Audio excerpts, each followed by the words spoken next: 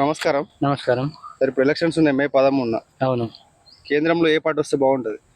కేంద్రంలో అయితే ప్రస్తుతం అయితే బీజేపీ పార్టీ చాలా బ్రహ్మాండంగా పనిచేస్తుంది. 370 ఆర్టికల్ తీసేసింది కాశ్మీర్లో. ఒక సివిల్ కోడ్ అనేది ఒకటే ఉండాలి కాబట్టి దేశం మీద ఏ మతానికైనా ఏ కులానికైనా అందరు సమానంగా ఉండాలని కాబట్టి బీజేపీ పనిచేస్తుంది కాబట్టి బీజేపీ తప్పకుండా రావాలని చెప్పని మా అందరి కోరిక.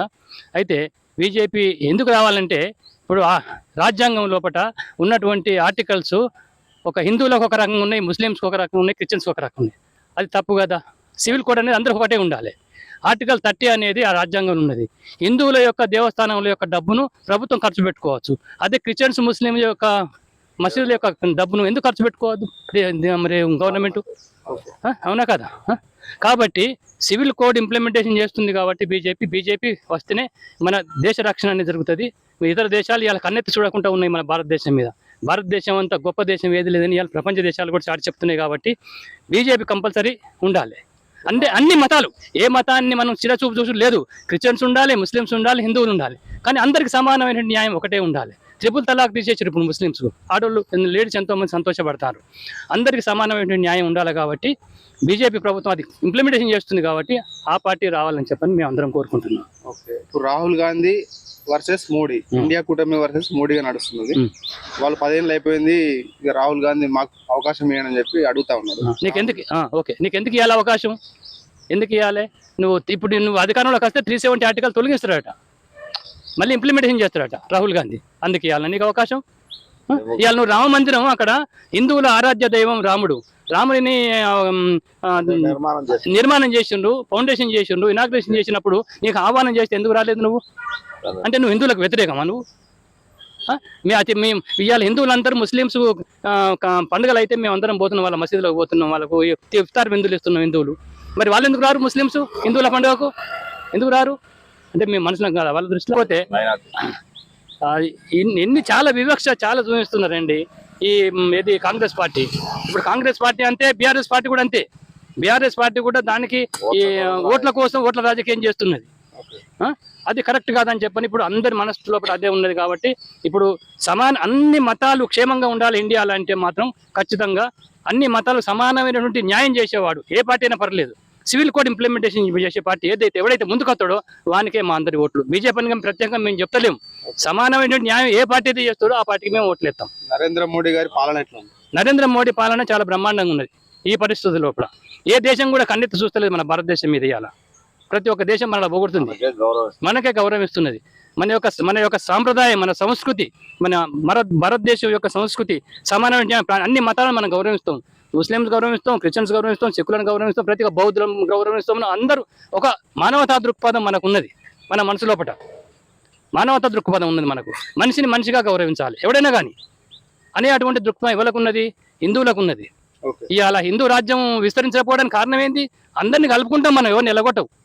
హిందువులు మనం అందరినీ కలుపుకుంటాం, ఎవరు నిలగొట్టవు. అందరు బతుకుంది, క్షేమంగా బతుకుంది. ఒకరిని ఒకటి కొట్లాడుకోవద్దు, ఒకరిని సొమ్ము ఒకటి పీక్కొని తినొద్దు. నీ కష్టం నీది, నా కష్టం నాది. ఇంకొకటి, ఈ మతాలు హిందూ ధర్మం కాకుండా ఈ డెవలప్మెంట్ ఏమైనా చేసిందని ప్రశ్నిస్తున్నారు. డెవలప్మెంట్ అనేది అలా మనకు కనిపిస్తున్నాయి కూడా. కొన్ని ఎన్నో రోడ్లు, నేషనల్ హైవే రోడ్స్ ఉన్నాయి, రైల్వే స్టేషన్స్ కానీ, తర్వాత చాలా డెవలప్మెంట్స్ అనేది చేస్తున్నారు. ఇప్పుడు మనకు కొన్ని పథకాలు కూడా. అయితే ఈ ఉచిత పథకాలు ఇచ్చడం అనేది కరెక్ట్ కాదు. ఇక పబ్లిక్ ను సోమరిపోతులను చేస్తున్నాయి కొన్ని పార్టీలు ఉచిత పథకాలు ఇచ్చి. కాంగ్రెస్ పార్టీ గవర్నమెంట్ వస్తే వాళ్ళు చెప్పి ₹1,00,000 ప్రతి మహిళకు సంవత్సరానికి ఇస్తారు. ఎందుకు ఇవ్వాలి ప్రతి మహిళకు ₹1,00,000? వాళ్ళు కష్టపడి వాళ్ళకు ఉపాధి చూపించు బతకడానికి. నువ్వు ఫ్రీగా ఎందుకు ఇవ్వాలి వాళ్ళకు? ఈ కరెంటు బిల్లులు ఎందుకు ఉచితంగా? నువ్వు ఉపాధి హామీలు ఎందుకు ఫ్రీగా? నువ్వు ఉపాధి చూపించు. నువ్వు ఉచితంగా ఇవ్వద్దు. నీకు ₹1,00,000 మహిళలకు ఎందుకు ఇవ్వాలి? వాళ్ళకు కష్టపడడానికి, వాళ్ళకి ఏమైనా ఉపాధి చూపించు, పని చేసుకోవడానికి, బతుకు తీరు చూపించు. అట్లా సబ్సిడీలు మొత్తం తీసేయాలండి. సబ్సిడీలు తీసేయకుంటే ఏమైతే అంతా మొత్తం ఏమైందంటే సోమరిపోతులు అవుతుంది. అలా ఇప్పుడు మొన్న 100 రోజులలో అధికారంకి వస్తే 100 రోజుల్లో 6 గ్యారెంటీలు అమలు చేస్తామన్నారు. ఇప్పుడు ఏమైతుంది, మళ్ళీ August 15 లోపు అమలు చేస్తామని చెప్పి మాట్లాడుతున్నాడు రేవంత్. 14 ఎంపీ సీట్లు గెలిస్తేనే ఇస్తామంటున్నాడు. అది గెలిస్తేనే ఇస్తాడు, లేకుండా సున్నా. మరి దాని వాడు ఇయ్యాడు, వీడు గెలవాడు, అది ఇయ్యాడు, వాడు రెండు లేవు. అక్కడ మోడీ అధికారంలో ఉండాలంటే ఇక్కడ బీజేపీ గెలవాలి, ఆరు రమేష్ గెలవాలి. అంటే ఛాన్సెస్ ఉన్నాయని మీ ఉద్దేశం? తప్పకుండా 100% ఛాన్సెస్ ఉన్నాయి. 100% ఛాన్సెస్ ఉన్నాయి. మీరు మాట్లాడరా? నమస్తే, నా పేరు ప్రభాకర్. ఇప్పుడు ఎలక్షన్స్ ఉన్నాయి మే 13 మన తెలంగాణలో. ఎవరు వస్తే బాగుంటది? దేశంలో ఎవరు వస్తే బాగుంటది? ఇక్కడ ఎవరు గెలుస్తారు? దేశంలో కానీ ఇక్కడ కానీ అంటే కాంగ్రెస్ ప్రభుత్వం వస్తే బాగుంటుంది ఇప్పుడున్న పరిస్థితులలో. ఎందుకంటే మోడీ గవర్నమెంట్ చేస్తున్న అంటే ప్రజా ఆర్థిక వ్యతిరేక విధానాలు ఇంకా కంటిన్యూ అయితే దేశంలో మతోన్మాదం పెరిగిపోయి ఇంకా దేశం సురక్షితంగా ఉండదనేది మాకు ఆశాభావం. ఎవరు వస్తే బాగుంటుంది? అంటే రాహుల్ గాంధీ ప్రధాని కావాలని కోరుకుంటున్నారు మీరు? ఎస్, రాహుల్ గాంధీ ప్రధాని కావాలని కోరుకుంటున్నాను. ఇప్పుడు తెలంగాణలో 100 రోజులు 6 గ్యారెంటీలు అమలు చేస్తామని చెప్పారు. ఒక 2 స్కీమ్స్ అమలు చేసింది. మరి దేశవ్యాప్తంగా వారు ₹1,00,000 ఇస్తారట ప్రతి మహిళకి. ఉచిత పథకాలు చాలా హామీలు ఇచ్చారు వాళ్ళు. అవకాశం ఉంటుందా చేయడానికి? అంటే మనసుంటే మార్గం ఉంటుంది. ఇప్పుడు వచ్చి 3 months అబోవ్ అవుతుంది కాబట్టి అందులో ఎలక్షన్ కూడా ఉన్నది కాబట్టి చేయలేకపోయింది కాంగ్రెస్ ప్రభుత్వం. ఇంకా అంటే ఫ్యూచర్లో తప్పకుండా చేస్తానే ఆశాభావం ప్రజల్లో ఉంది. తప్పకుండా కాంగ్రెస్ ప్రభుత్వం చేస్తానని నేను అనుకుంటున్నాను. ఎన్ని సీట్లు గెలుస్తారు కాంగ్రెస్ దేశవ్యాప్తంగా? అంటే ఇప్పుడున్న పరిస్థితుల్లో సినారియో చూసినట్టయితే నార్త్లో మోడీ గవర్నమెంట్ యొక్క మోడీ గ్రాఫ్ పడిపోతున్నది. దీన్ని కనుక దృష్టిలో పెట్టుకున్నట్టయితే 350+ వస్తుందని మేము అనుకుంటున్నాం. కాంగ్రెస్ 350+ వస్తుంది. తెలంగాణలో ఎన్ని సీట్లు వస్తాయి? బీజేపీ వర్సెస్ కాంగ్రెస్ ఉందా? బీజేపీ వర్సెస్ బీఆర్ఎస్ ఉందా? అసలు ఎవరెవరికి మధ్యలో పోటీ ఉంది? మన వరంగల్లో ఎవరు గెలుస్తారు?